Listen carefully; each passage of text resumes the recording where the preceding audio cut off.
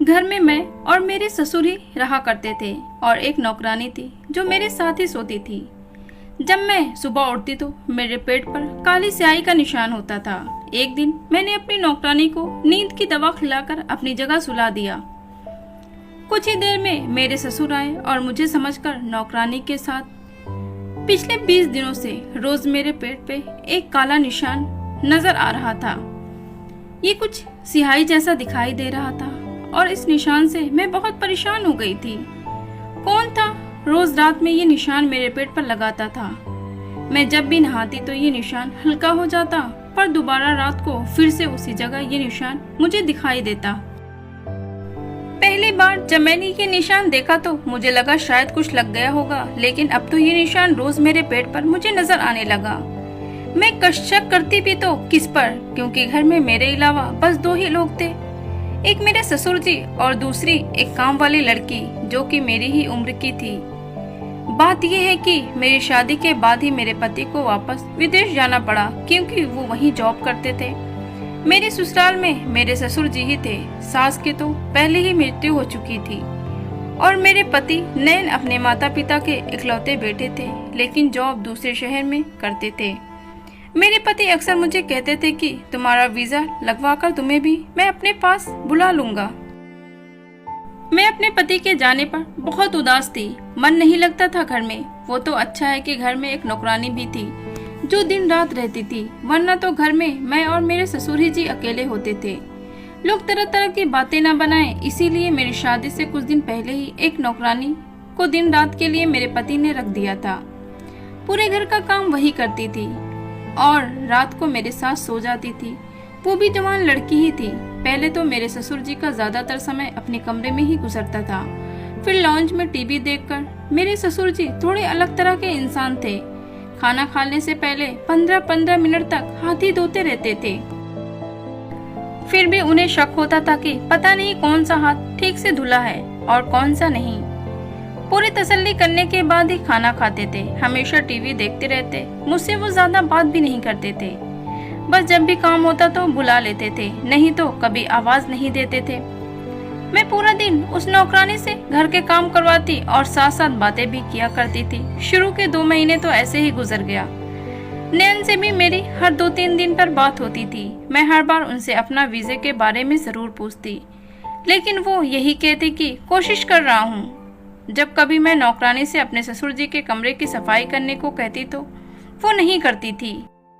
कहती थी, दीदी आप भी मेरे साथ चलो, मुझे अकेले बहुत डर लगता है। बार बार मुझसे कभी बैठकर चादर बदलवाते रहते हैं, कभी कहीं झाड़ू लगवाते हैं, कभी कहीं। उसकी बातें सुनकर मैं तो हंसने लगी तो कहती, नहीं दीदी, मुझे सच में उनसे डर लगता है। उनकी नजरें अच्छी नहीं है। क्या आपको पता है, कल मुझे कहने लगे, इतनी गर्मी है, मैं कमरे में नहाने जा रहा हूँ, तुम चाहो तो दुपट्टा उतार कर काम कर लेना। मुझे उसकी ये बात बहुत अजीब सी लगी तो मैंने ये कहकर टाल दिया कि बेटी समझकर तुम्हारा ख्याल किया होगा। वो कहती, जाने भी दो दीदी, मैं तरह तरह के लोगों के घरों में काम किया है, सबकी नजरों को अच्छी तरह से पहचानती हूँ मैं। ये बोलते हुए वे किचन में चली गई और मैं भी अपने कामों में लग गई। लेकिन अब जो मेरे साथ हो रहा था वो कुछ अजीबो गरीब था। आखिर कौन था जो रात को काला रंग मेरे पेट पर लगाता था और मुझे महसूस भी नहीं होता था। रात को मैं बहुत देर तक जागती रही। वो काम करने वाली लड़की मेरे ही कमरे में जमीन पर बिस्तर लगाकर सोती रही। रात के करीब 2 बज गए और मैं अब तक उठी ही थी देखने के लिए कि कौन ऐसा करता है। लेकिन फिर पता नहीं कब मुझे नींद आ गई। पूरा दिन घर के कामों की वजह से मैं इतना थक जाती थी कि पूरी रात मेरे लिए उठना बहुत मुश्किल था। एक दिन तो मेरे होश ही उड़ गए जब मैंने अपने ससुर जी को उंगली से किसी खाली कागज पर कुछ लाइनें खींचते हुए देखा।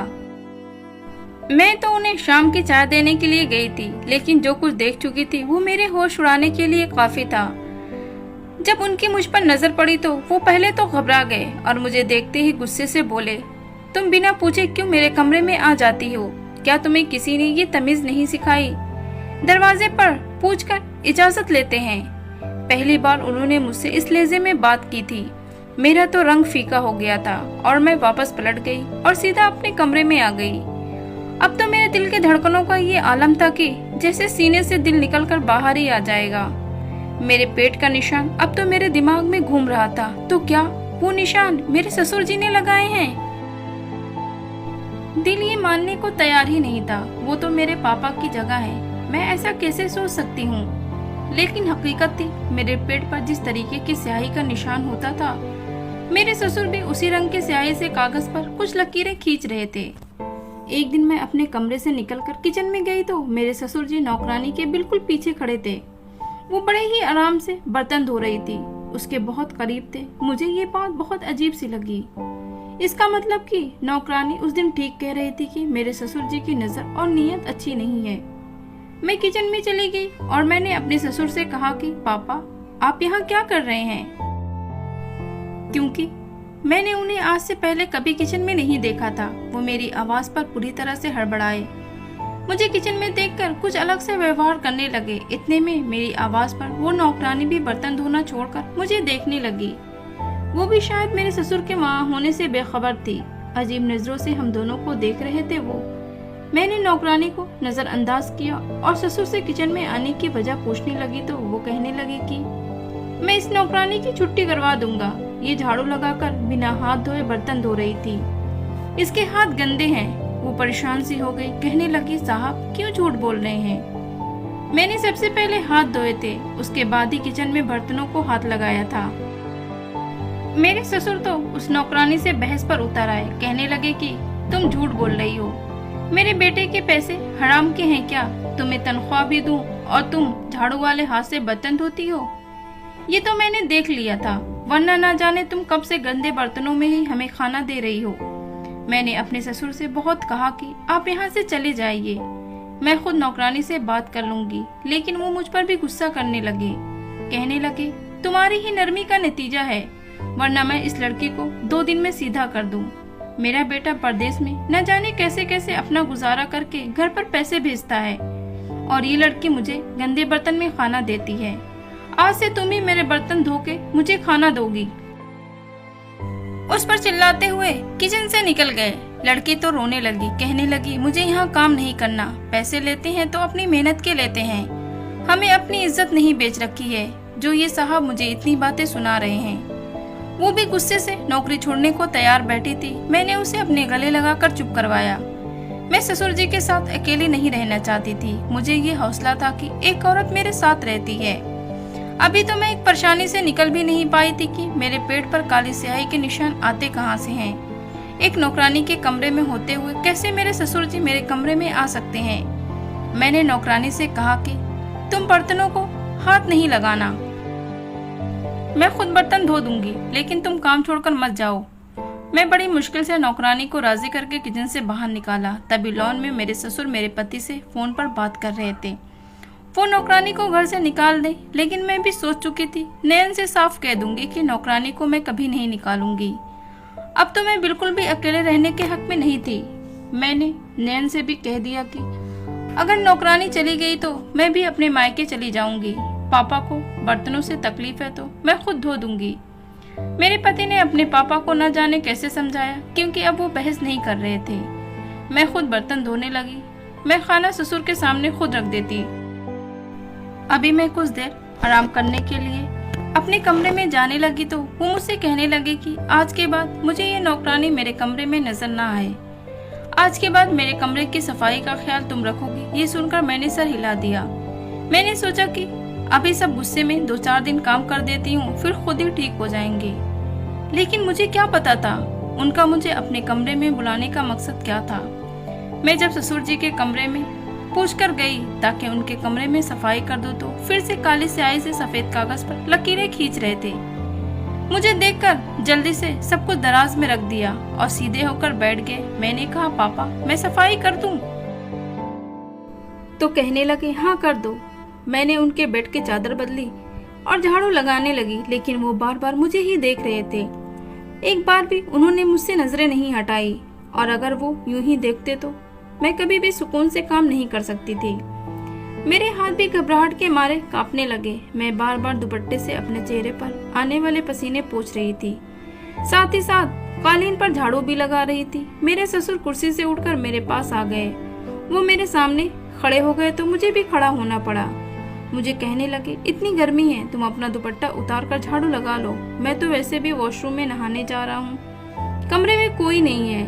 उनका इस तरह धीरे से बात करना मुझे तो हैरत हो रही थी। वो तो हमेशा तेज आवाज से ही बात करते थे। मुझे नौकरानी की बात याद आ गई। मैंने कहा, नहीं, मुझे अपना दुपट्टा पहनकर काम करने की आदत है।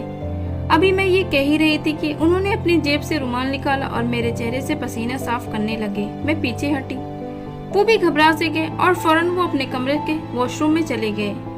मेरे दिल की हालत तो ऐसी थी कि धड़कन चलना ही भूल गई थी। मुझे तो अब अपने ससुर के कैरेक्टर पर शक होने लगा। मैंने जल्दी जल्दी उनके कमरे की सफाई की और कमरे से बाहर निकल आई। पूरा दिन मैं परेशानी में थी। रही बात रात को, तो जब मैं नौकरानी के साथ अपने कमरे में आई तो वो जमीन पर अपना बिस्तर बिछाने लगी। मैंने कहा, माला, जरा इधर आओ, मेरी बात सुनो। मैंने सोचा मुझे नौकरानी से सारी बात बतानी चाहिए। वो अपना बिस्तर छोड़कर मेरे पास आकर बैठ गई। मैंने उससे कहा, तुम जो कुछ भी मेरे ससुर के बारे में कह रही थी, मुझे भी वो सच लगने लगा है। फिर मैंने उसे ये बात भी बता दिया, रोज मेरे पेट पर काली स्याही का निशान होता है। ये बात सुनकर मुझे हैरत से फटी आंखों से देखने लगी। कहने लगी, दीदी, मुझे तो आपके ससुर पर पहले से ही शक था। मुझे तो लगता है कि वो आप पर कुछ गलत भी करते हैं। हमारे गांव में भी एक ससुर ने गलत करके अपनी बहू से शादी कर ली। उसका पति भी बाहर ही रहता था। नौकरानी की बात सुनकर मेरे तो होश ही उड़ गए। पहले तो साहब मुझे देखते रहते थे और अब मेरी जब भी उन पर नजर पड़ती है वो आपको ही देखते रहते हैं। मुझे भी निकालने के चक्कर में, इसीलिए तो बिना वजह मेरे हर काम में नुक्स निकालते हैं। मेरा जी तो ये सब सुनकर घबराने लगा। मैं अपना कमरा लॉक करके सोने लगी थी। अब मेरे पेट पर स्याही का निशान नहीं होता था। अब तो मुझे यकीन होने लगा था कि रात को जरूर मेरे ससुर ही मेरे कमरे में आते हैं। शायद कोई गलत काम भी करते हैं, लेकिन ऐसा कैसे मुमकिन था। जब से मैंने कमरा बंद करना शुरू किया, मेरे ससुर मुझे घूर घूर कर देखने लगे थे, लेकिन मैंने परवाह नहीं की। कुछ दिन के बाद मेरे ससुर तो मुझ पर चिल्लाने लगे। कहने लगे, तुम अपने कमरे का दरवाजा क्यों लॉक करती हो? मेरा बेटा तुम्हें मेरी जिम्मेदारी पर छोड़कर गया है।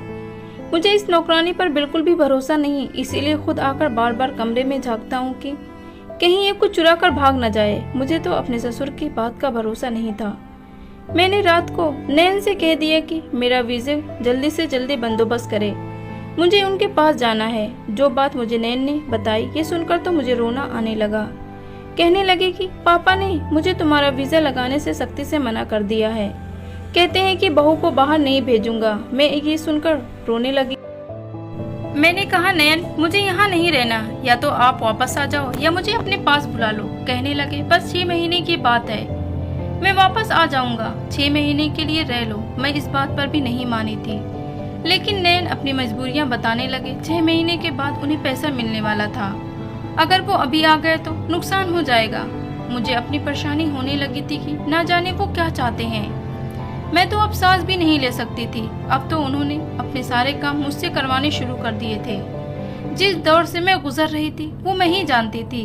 अब तो वो हर बात पर मुझे बुलाने लगे थे। मैं अपने कमरे में दोपहर को आराम करने जाती तो एक हंगामा मचा देते। तुम्हें मेरी कोई फिक्र नहीं, मुझे खाना देकर समझती हो तुम्हारी जिम्मेदारी पूरी हो गई। मैं नैन से तुम्हारी शिकायत करूंगा। उनके रोज रोज की बहस से तंग आ चुकी थी मैंने कहा, आप बताइए मुझे क्या काम है आपका? कमरा खुद साफ करने लगी हूँ, आपके सारे काम करती हूँ, खाना चाहिए सब कुछ समय पर देती हूँ, इसके अलावा और क्या क्या जिम्मेदारी है? वो कहने लगी कि तुम मेरे पास बैठकर मुझसे बात नहीं करती, मुझे समय नहीं देती। ये मेरे लिए एक चौंकने वाली बात थी कि मैं बैठकर उनके साथ क्या बात करूं। भला मैं उनसे क्या बातें कर सकती थी? उन्हें खुद ये सोचना चाहिए था। न ही उनका कोई दोस्त था और न ही वो घर से बाहर जाते या कोई दोस्त घर आए। गांव में भी उनके सख्त आवाज के चर्चे आम थे।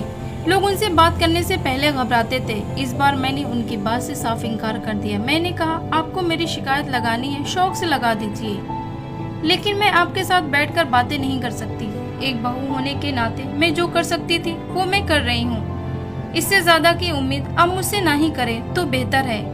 मेरी बात सुनकर वो और गुस्से से भड़क गए, लेकिन मुझसे कुछ नहीं बोले, अपने कमरे में वापस चले गए। नौकरानी भी वहीं खड़ी सारी बातें सुन रही थी। कहने लगी, दीदी आपने बिल्कुल ठीक किया। भला आप कोई साहब की पत्नी थोड़ी हैं जो घंटों उनसे बातें करती रहे। मुझे नौकरानी की बात सही लगी, मेरा भला चाहती थी। अब मुझे लगा अच्छा ही है वो मुझसे नाराज हो गए, कम से कम अब मुझे परेशान तो नहीं करेंगे। लेकिन जो मेरे साथ रात को हुआ वो मैं बहुत डर गई थी। सुबह मेरे पेट पर काले रंग का निशान फिर से लगा था। नौकरानी अब तो सोई पड़ी थी। मैंने उसे बताया तो कहने लगी, मेरा सर भारी है, मुझे नींद आ रही है, रात भर मुझे होश नहीं था, कहाँ सोई हूँ। फिर कहने लगी, मुझे याद आया रात को मेरे सर में हल्का सा दर्द था, साहब ने मुझे एक सर दर्द की गोली दी थी, कहने लगे ये खा लो ठीक हो जाओगी। लेकिन न जाने वो खाते ही मुझे होश ही नहीं रहा और मैं ये सोचने लगी इसने तो गोली खाई थी, लेकिन मैंने ऐसा कुछ नहीं खाया, तो मुझे क्यों कुछ याद नहीं आता और फिर क्यों मेरे पेट पर ये निशान होते हैं। अब मैं सोच चुकी थी कि चुप नहीं रहूंगी। मैं रात को नौकरानी को एक नींद की गोली खिलाई और अपने बेड पर सुला दिया और खुद छिप गई। नौकरानी को मैंने पहले ही बता चुकी थी, वो मेरी मदद करने को तैयार थी। मैं पर्दे के पीछे छिपी हुई थी जब रात के 2 बजे मेरे ससुर मेरे कमरे में आए और मेरे बेड के करीब जाने लगे। जैसे ही वो बेड के करीब पहुंचे मैंने लाइट जला दी। मेरे ससुर उसी टाइम पीछे हट गए। मुझे अपने पीछे देखकर मेरे ससुर हैरान हो गए और कमरे से बाहर निकल गए। उसी समय वहां 2 आदमी घुस आए, मुझे और मेरे ससुर जी को रस्सियों से बांध दिया। मेरे हाथ पीछे बंधे हुए थे, मेरी आंखों से तो बेबसी के आंसू निकल रहे थे। दूसरी कुर्सी पर मेरे ससुर बैठे थे, उन्हें भी रस्सियों से बांधा हुआ था। सामने 2 मर्द खड़े थे और मेरी अलमारी से सारा सोना निकाल रहे थे। वो नौकरानी उनके साथ भी खड़ी थी, उसका सारा खेल रचाया हुआ था। वो कहने लगी कि वो तो कब का हर चीज से हाथ साफ कर चुकी होती, बस मेरा भरोसा जीतना चाहती थी। जानबूझकर उसने मेरे मन में मेरे ससुर के बारे में शक डाला। मेरे पेट पर निशान भी वही लगाती थी और मेरे ससुर से मेरे खिलाफ बातें करती थी कि आपकी बहू अच्छी नहीं है, आपको समय देने को तैयार नहीं, इसीलिए तो आपसे कोई बात नहीं करती। वो अच्छी तरह जानती थी कि मेरे ससुर कुछ वहमी हैं, इसीलिए उनके सामने जानबूझकर झाड़ू वाले हाथों से बर्तन धोती थी। चाहती थी कि हम ससुर और बहू एक दूसरे से उलझते रहें और वो अपना काम कर जाए। जब मैंने उससे अपना प्लान बताया तो उसने अपने 2 आदमियों को बुला लिया। उसने कोई नींद की दवा नहीं खाई थी। वो मुझे और मेरे ससुर को एक कमरे में इकट्ठा करना चाहती थी, इसीलिए उसने रात को मेरे ससुर से कहा कि आपकी बहू मुझे अपनी जगह पर सुलाकर रात को किसी से मिलने जाती है। अगर यकीन ना हो तो आइए तो रात को कमरे में आकर देख लेना। इसीलिए मेरे ससुर रात को मेरे कमरे में आए तो बेड के पास जाकर यही देखने लगे कि सो कौन रहा है। तभी मैंने लाइट जला दी। मुझे कमरे में देखकर वो वापस जाने लगे तो दरवाजे पर 2 मर्द खड़े थे जिनके हाथ में तेजधार चाकू था। इन मर्दों के कमरे में दाखिल होते ही नौकरानी उठकर खड़ी हो गई। हम दोनों बहू और ससुर को रस्सियों से बांधकर सब कुछ चोरी करने लगे।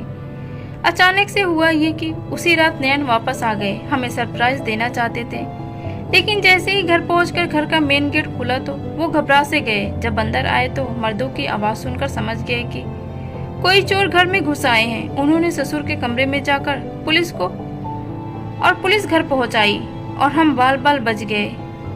मेरे दूसरे शहर जाने से सख्ती से मना कर दिया कि हम कम पर गुजारा कर लेंगे, लेकिन किसी नौकर को दिन रात अपने घर में नहीं रखेंगे।